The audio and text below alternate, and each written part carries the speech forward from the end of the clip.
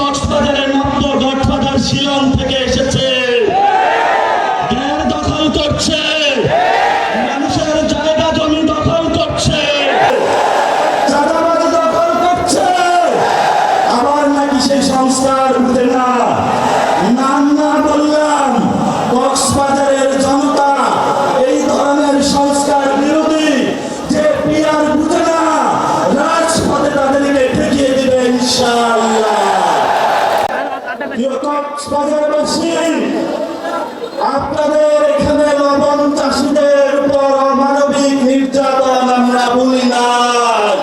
কক্সবাজারে এখন শুধু এনসিপি আর এনসিপির দখলে কক্সবাজার।